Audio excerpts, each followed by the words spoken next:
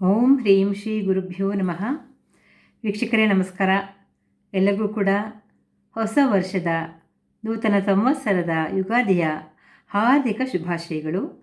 ಈಗ ನಾವು ಈ ಒಂದು 2026-27ನೇ ಸಾಲಿನ ಯುಗಾದಿ ಹಬ್ಬದ ಯುಗಾದಿ ವರ್ಷ ಫಲವನ್ನು ಹೇಗಿರುತ್ತೆ ಅನ್ನೋದನ್ನು ನಾವು ನೋಡ್ತಾ ಹೋಗೋಣ.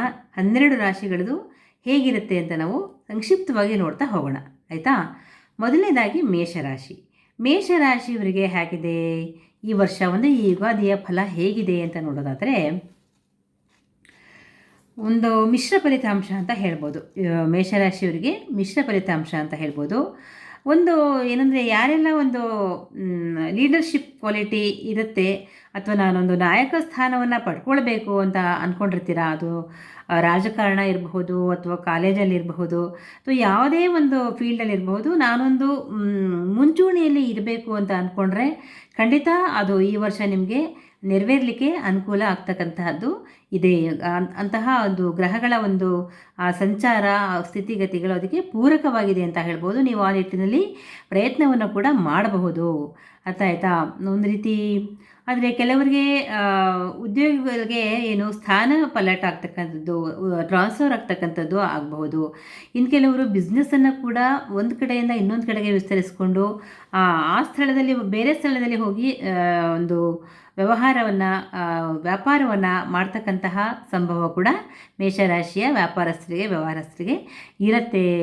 ಆಮೇಲೆ ಏನಂದರೆ, ಕಠಿಣ ಪರಿಶ್ರಮದಿಂದನೇ ಲಾಭ ನಿಮಗೆ. ಸುಮ್ಮನೆ ಹಾಗೇ ನಾನು ಲಾಭ ಮಾಡ್ಕೊಂಡು ಬಿಡ್ತೀನಿ, ವ್ಯವಹಾರದಲ್ಲಿ ಎಲ್ಲ ಆದಾಯ ಬಂದುಬಿಡತ್ತೆ ಅಂತ ಹೇಳೋಕ್ಕೆ ಸಾಧ್ಯನೇ ಇಲ್ಲ. ಎಷ್ಟು ನೀವು ಶ್ರಮ ಪಡ್ತೀರೋ ಅಷ್ಟು ನಿಮಗೆ ಲಾಭ ಅಥವಾ ಫಲ ಅಂತ ನಾವು ಹೇಳ್ಬೋದು. ಆರ್ಥಿಕವಾಗಿ ಓಕೆ ಪರವಾಗಿಲ್ಲ ಅಂತ ಹೇಳಿದ್ರು ಉಳಿತಾಯ ಮಾಡೋದು ನಿಮಗೆ ಕಷ್ಟ ಆಗಿಬಿಡುತ್ತೆ, ಆಯಿತಾ. ಆರ್ಥಿಕವಾಗಿ ನಿಮಗೆ ಕಷ್ಟಪಟ್ಟು ಸಂಪಾದನೆಯೂ ಎಲ್ಲ ಮಾಡ್ತೀರಾ, ಆದರೆ ಈ ಖರ್ಚು ಜಾಸ್ತಿ ಆಗಿಬಿಟ್ಟು ಹಣ ಹೇಗೆ ಉಳಿತಾಯ ಮಾಡೋದು ಅನ್ನೋದ್ರ ಬಗ್ಗೆ ಕೂಡ ನಿಮಗೆ ಒಂದು ರೀತಿ ಗೊಂದಲ ಶುರುವಾಗ್ಬಿಡುತ್ತೆ. ಹೇಗಪ್ಪ ಉಳಿಸೋದು, ಇಷ್ಟು ಕಷ್ಟಪಡ್ತಾ ಇದ್ದೀನಿ, ಇಷ್ಟು ದುಡಿತಾ ಇದ್ದೀನಿ, ಆದರೆ ಹಣ ಉಳಿಸೋದಕ್ಕೆ ಸಾಧ್ಯವೇ ಆಗ್ತಿರ್ವಲ್ಲಪ್ಪ ಅನ್ನೋ ರೀತಿಯಲ್ಲಿ ನಿಮಗೆ ಆಗಿಬಿಡುತ್ತೆ, ಗೊಂದಲಗಳೆಲ್ಲ ಆಗಿಬಿಡುತ್ತೆ. ವಿದ್ಯಾರ್ಥಿಗಳಿಗೆ ಅನುಕೂಲಕರವಾದಂತಹ ವರ್ಷ ಆಗಿದೆ. ಹಾಗೆಯೇ ಯಾರೆಲ್ಲ ಮೇಷರಾಶಿಯ ಅವಿವಾಹಿತರಿರ್ತೀರ ಅವರು ಖಂಡಿತವಾಗಿ ಈ ವರ್ಷ ಮದುವೆಗೆ ಪ್ರಯತ್ನವನ್ನು ಮಾಡಬಹುದು. ಈ ವರ್ಷ ಅಂದರೆ ಗೊತ್ತಾಯ್ತಲ್ಲ, ಈ ಒಂದು ಪರಾಭವನಾಮ ಸಂವತ್ಸರದಲ್ಲಿ ನೀವು ಮದುವೆಗೆ ಪ್ರಯತ್ನವನ್ನು ಮಾಡಬಹುದು. ಪ್ರಯತ್ನ ಪಟ್ಟರೆ ಖಂಡಿತ ನಿಮಗೆ ಒಂದು ಮಾರ್ಗ ಸಿಗುತ್ತೆ ಅಂತ ಹೇಳ್ಬೋದು. ಇನ್ನು ಯಾರೆಲ್ಲ ವಿವಾಹಿತರಿದ್ದೀರಾ ಅವರು ಕೌಟುಂಬಿಕವಾಗಿ ನಿಮ್ಮ ಜೀವನದಲ್ಲಿ ಏರಿಳಿತ ಇದೆ, ಮತ್ತು ದೈಹಿಕವಾಗಿ ಹಾಗೆ ಮಾನಸಿಕವಾಗಿ ಕೂಡ ಆರೋಗ್ಯದಲ್ಲಿ ಸಮಸ್ಯೆ ಇರ್ತಕ್ಕಂಥದ್ದು ಇರುತ್ತೆ. ಹಾಗಾಗಿ ಜೋಪಾನವಾಗಿರಿ. ಮತ್ತು ಹೊಸ ಯೋಜನೆಗಳನ್ನು ನೀವು ಕೈಗೆತ್ತಿಕೊಳ್ಬಹುದು. ಆದರೂ ಕೂಡ ಅದನ್ನು ಮಾಡಿ ಮುಗಿಸೋಷ್ಟರಲ್ಲಿ ಏನು ಹೇಳ್ತಾರೆ, ಕಾರ್ಯರೂಪಕ್ಕೆ ತರೋಷ್ಟರಲ್ಲಿ ಸಾಕಾಗ್ಬಿಟ್ಟಿರ್ತೀರ, ತುಂಬ ಹರಸಾಹಸವನ್ನೇ ಪಡ್ತೀರಾ ಅಂತ ಹೇಳ್ಬೋದು. ಅಷ್ಟು ನಿಮ್ಮನ್ನು ಆಟ ಆಡಿಸ್ಬಿಡುತ್ತೆ, ಗೊತ್ತಾಯ್ತಾ, ಈ ವರ್ಷ ಅಂತಕ್ಕಂಥದ್ದು.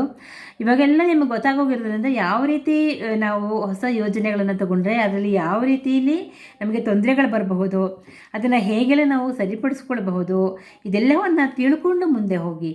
ಆವಾಗ ಏನಾಗುತ್ತೆ ಅಂತಂದರೆ ನಿಮಗೆ ಸ್ವಲ್ಪ ಅನುಕೂಲಕರ ಆಗುತ್ತೆ. ಇನ್ನು ಅನೇಕ ಕೆಲಸಗಳಲ್ಲಿ ನಿಮಗೆ ಕೆಲಸ ಕಾರ್ಯಗಳಲ್ಲಿ ವಿಫಲತೆಯೇ ಸ್ವಲ್ಪ ಜಾಸ್ತಿ ಇದೆ, ವಿಪರೀತ ಖರ್ಚಿದೆ ಈ ವರ್ಷದಲ್ಲಿ. ಮತ್ತು ಯಾರು ಕೂಡ ನಾವೊಂದು ಹೇಳೋದೇನೆಂದರೆ, ಯಾರು ಕೂಡ ಈ ದುಷ್ಟ ಪ್ರವೃತ್ತಿಗಳಿಗೆ ಕೆಟ್ಟ ಕೆಲಸ ಕಾರ್ಯಗಳಿಗೆ ಕೈ ಹಾಕಬೇಡಿ ದಯಮಾಡಿ. ಯಾಕೆಂದರೆ ಅದರಿಂದ ನಿಮಗೆ ಅನೇಕ ರೀತಿಯಲ್ಲಿ ತೊಂದರೆಗಳಿಗೆ ಸಿಕ್ಕಾಕೊಳ್ತೀರಾ. ಗೊತ್ತಿದೆ ಅಲ್ವ ನಿಮಗೆ ಏನೇನಾಗಬಹುದು ಅಂತ. ಕಾನೂನಿನ ಮುಷ್ಟಿ ಹಿಡಿತಕ್ಕೆ ಸಿಕ್ಕಾಕೊಳ್ತೀರಾ. ಮತ್ತು ಬಿಡಿಸ್ಕೊಂಡು ಬರೋದು ಬಹಳನೇ ಕಷ್ಟ ಆಗಿಬಿಡುತ್ತೆ ಅಂತ ಹೇಳ್ಬೋದು. ಇನ್ನು ಕೆಲವರಿಗೆ ಒಳ್ಳೆಯ ವಿಚಾರ ಏನಾದರೂ ಇದೆಯಾಪ್ಪ ಅಂತ ಹೇಳೋದಾದರೆ ಖಂಡಿತ ಇದೆ. ಈ ಸಲ ನಿಮಗೆ ಹೊಸ ಗೆಳತಿಯರ ಪರಿಚಯ ಆಗ್ತಕ್ಕಂಥದ್ದು, ಮಿತ್ರ ಲಾಭ ಅಂಥದ್ದು ಇದೆ ನಿಮಗೆ. ಹಾಗೆಯೇ ವಾಹನ ಪ್ರಾಪ್ತಿ ಯೋಗ ಕೂಡ ಇದೆ. ಮತ್ತು ಸೌಜನ್ಯಯುತವಾದ ಅಥವಾ ವಿನಮ್ರವಾದ ವಿನಯಶೀಲತೆಯುಳ್ಳ ಮಾತುಕತೆಗಳಿಂದ ನಿಮಗೆ ತುಂಬಾ ಒಂದು ರೀತಿ ಕೆಲಸ ಕಾರ್ಯಗಳು ಆಗ್ತಕ್ಕಂಥದ್ದು ಇವೆಲ್ಲವೂ ಕೂಡ ಆಗುತ್ತೆ. ಮತ್ತು ವಸ್ತ್ರಾದಿ ಲಾಭಗಳು ಕೂಡ ಇದೆ, ಧನಲಾಭ ಕೂಡ ಇದೆ. ನೋಡಿ, ಮಿಶ್ರ ಫಲ ಅಂತ ನಾನು ಆವಾಗಲೇ ಹೇಳಿದೆ ನಿಮಗೆ ಅಲ್ವಾ, ಇದು ಮಿಶ್ರ ಫಲನೇ ಆಯ್ತಲ್ವಾ. ಕೆಲಸ ಕಾರ್ಯಗಳಲ್ಲಿ ವಿಘ್ನಗಳು ಬರ್ತಕ್ಕಂಥದ್ದು ಆಗುತ್ತೆ. ಗೊತ್ತಾಯ್ತಾ. ಜಯ ಲಾಭ ಇದ್ದ ಹೇಗೆ ಇದೆಯೋ ನಿಮಗೆ ಜಯ ಲಾಭ, ವಾಹನ, ವಸ್ತ್ರ, ಧನಕನಕಾದಿಗಳ ಲಾಭ ಹೇಗಿದೆಯೋ ಹಾಗೇ ನಿಮಗೆ ಏನು ಹೇಳ್ತಾರೆ, ಕಾರ್ಯಗಳಲ್ಲಿ ವಿಘ್ನಗಳು ಇಂಥವೆಲ್ಲ ಕೂಡ ಇದ್ದೇ ಇದೆ ಅಂತ ಹೇಳ್ತೀನಿ. ಇದನ್ನೆಲ್ಲ ನೀವು ಸರಿಪಡಿಸ್ಕೊಳ್ಳೋದಕ್ಕೆ ನಿಮಗೆ ಸಣ್ಣದಾಗಿ ಒಂದೇನಾದರೂ ಪರಿಹಾರ ಹೇಳೋದಾದರೆ, ನೀವು ಪ್ರತಿದಿನ ಶ್ರೀ ಮಾತ್ರೇ ನಮಃ, ಓಂ ಶ್ರೀ ಮಾತ್ರೇ ನಮಃ, ಓಂ ಶ್ರೀ ಮಾತ್ರೇ ನಮಃ ಈ ಒಂದು ಮಂತ್ರವನ್ನು, ಪುಟ್ಟ ಮಂತ್ರವನ್ನು ನೀವು ಜಪ ಮಾಡ್ತಾ ಬನ್ನಿ. ಖಂಡಿತ ನಿಮಗೆ ಒಳ್ಳೆಯದಾಗುತ್ತೆ. ಇದಿಷ್ಟು ಮೇಷರಾಶಿಯವರ ಒಂದು ಯುಗಾದಿ ಫಲ ಆಗಿತ್ತು ಅಂತ ಹೇಳ್ತಾ, ಈಗ ಮೇಷರಾಶಿಯವರು ಮತ್ತು ಯಾವುದೇ ರಾಶಿಯವರು ಕೂಡ ಈ ಒಂದು ಬೇವು ಬೆಲ್ಲದ ಸೇವನೆ ಯುಗಾದಿ ಹಬ್ಬದಲ್ಲಿ ಬಹಳ ಮುಖ್ಯ. ಬೇವು ಬೆಲ್ಲ ಸೇವನೆ ಮಾಡುವಾಗ ಹೇಳ್ತಕ್ಕಂಥ ಮಂತ್ರ ಏನು? ಶತಾಯುರ್ವಜ್ರದೇಹಾಯ ಸರ್ವ ಸಂಪತ್ಕರಾಯ ಚ ಸರ್ವಾರಿಷ್ಟ ವಿನಾಶಾಯ ನಿಂಬಕಂದಳ ಭಕ್ಷಣಂ. ಈ ಮಂತ್ರವನ್ನು ನೀವು ಹೇಳ್ಕೊಳ್ಳಿ ಬೇವು ಬೆಲ್ಲವನ್ನು ಸೇವನೆ ಮಾಡುವಾಗ. ತುಂಬಾ ಒಳ್ಳೆಯದಾಗುತ್ತೆ. ಈಗ ತಾನೇ ನಾನು ಹೇಳಿದೆ, ಮೇಷರಾಶಿಯವರಿಗೆ ದೈಹಿಕ ಅಥವಾ ಮಾನಸಿಕ ಒಂದು ಅನಾರೋಗ್ಯ ಕಾಡ್ತಕ್ಕಂಥದ್ದು ಇದೆ ಅಂತ. ಈ ಒಂದು ಬೇವು ಬೆಲ್ಲದ ಸೇವನೆಯಿಂದ ಅದು ಕೂಡ ನಿಮಗೆ ಸಾಕಷ್ಟು ಒಂದು 30% ಇಂತಹ ಬಾಧೆಗಳು ಕೂಡ ಕಡಿಮೆ ಆಗುತ್ತೆ ನಿಮಗೆ, ಆಯಿತಾ.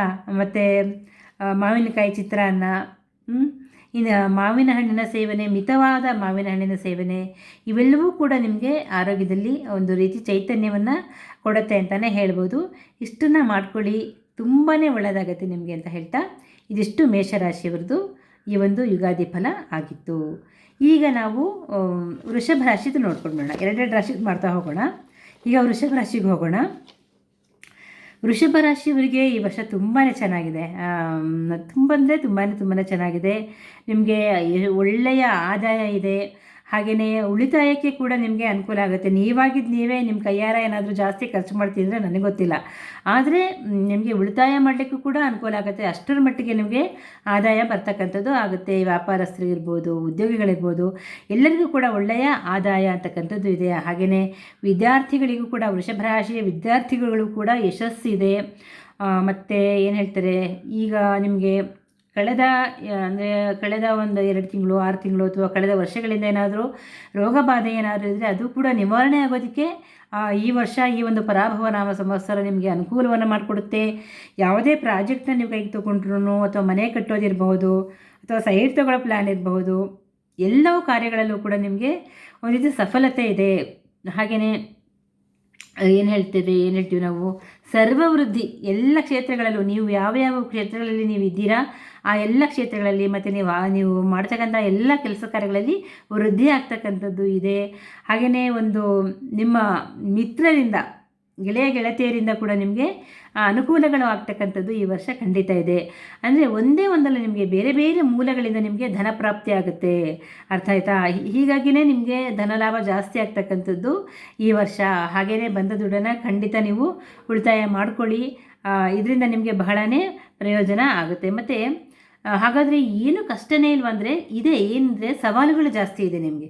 ಸವಾಲುಗಳದೇ ಇದ್ದರೂ ಕೂಡ ಅದನ್ನು ಎದುರಿಸ್ತಕ್ಕಂತಹ ಸಾಮರ್ಥ್ಯ ಕೂಡ ನಿಮಗೆ ಬಂದುಬಿಡುತ್ತೆ, ಆಯಿತಾ. ಒಂದು ಗುರುವಿನ ಕರುಣೆಯಿಂದ ಅದನ್ನು ಎದುರಿಸ್ತಕ್ಕಂತಹ ಸಾಮರ್ಥ್ಯ ಕೂಡ ನಿಮಗೆ ಬರುತ್ತೆ. ಹೀಗಾಗಿ ನೀವು ಆರಾಮ್ಸೆ ಈ ವರ್ಷವನ್ನು ದಾಟ್ಕೊಂಡು ಬಿಡ್ತೀರಾ. ಒಳ್ಳೆಯ ಸಂತೋಷದಾಯಕವಾದ, ಆರಾಮದಾಯಕವಾದ, ಹಾಗೆಯೇ ಅತ್ಯಂತ ಪ್ರಯೋಜನಕಾರವಾದ ವರ್ಷ ನಿಮಗೆ ಈ ಒಂದು ಯುಗಾದಿ ನಿಮಗೆ ತಂದುಕೊಡುತ್ತೆ ಅಂತ ನಾವು ಹೇಳ್ಬೋದು. ಮನೆಯಲ್ಲಿ ಕೂಡ ಒಂದು ಶಾಂತಿ ಸಮಾಧಾನ ನಿಲ್ಲಿಸುತ್ತೆ. ಪತಿ ಪತ್ನಿಯರ ನಡುವೆ ಸಾಮರಸ್ಯ ಇರುತ್ತೆ ಅಂತ ಹೇಳ್ಬೋದು. ವೃತ್ತಿ ಜೀವನದಲ್ಲಿ ಸ್ವಲ್ಪ ಮಟ್ಟಿಗೆ ಜಾಗ್ರತೆಯಿಂದ ಇರಿ, ಅಷ್ಟು ಬಿಟ್ಟರೆ ಇನ್ನೇನು ತೊಂದರೆ ಇಲ್ಲ. ಪರಿಶ್ರಮದ ನಂತರ ಖಂಡಿತ ನಿಮಗೂ ಕೂಡ ಬಹಳನೇ ಯಶಸ್ಸು ಸಿಗುತ್ತೆ ಉದ್ಯೋಗಿಗಳಿಗೆ ಅಂತ ಹೇಳ್ತಾ, ಇದಿಷ್ಟು ವೃಷಭ ರಾಶಿಯವರದು ಈ ಒಂದು ಯುಗಾದಿಯ ಫಲ ಆಗಿತ್ತು. ನೀವು ಅಷ್ಟೇ ಯುಗಾದಿ ಹಬ್ಬದಲ್ಲಿ ಬೇವು ಬೆಲ್ಲ ತಿನ್ನುವಾಗ ಹೇಳಬೇಕಾದ ಮಂತ್ರ ಇನ್ನೊಂದು ಸಲ ಹೇಳಿಬಿಡ್ತೀನಿ. ಶತಾಯುರ್ವಜ್ರದೇಹಾಯ ಸರ್ವಸಂಪತ್ಕರಾಯ ಚ ಸರ್ವಾರಿಷ್ಟ ವಿನಾಶಾಯ ನಿಂಬಕಂದಳ ಭಕ್ಷಣಂ. ಇದಿಷ್ಟನ್ನು ಹೇಳ್ಕೊಳ್ಳಿ. ಎಲ್ಲರಿಗೂ ಒಳ್ಳೆಯದಾಗಲಿ. ಮೇಷ ಮತ್ತು ವೃಷಭ ರಾಶಿಯವರದು ಯುಗಾದಿ ಫಲ ಇದಿಷ್ಟು ಆಗಿತ್ತು. ಇನ್ನು ಮುಂದಿನ ರಾಶಿಯ ಫಲಗಳನ್ನು ಮತ್ತೆ ಇನ್ನೊಂದು ವಿಡಿಯೋದಲ್ಲಿ ನೋಡೋಣ ಅಂತ ಹೇಳ್ತಾ, ಎಲ್ಲರಿಗೂ ಒಳ್ಳೆಯದಾಗಲಿ. ಲೋಕ ಸಮಸ್ತ ಸುಖಿನೋ ಭವಂತು, ಸರ್ವಂ ಸನ್ಮಂಗಲಾನಿ ಭವಂತು. ಶ್ರೀಕೃಷ್ಣ ಅರ್ಪಣಮಸ್ತು.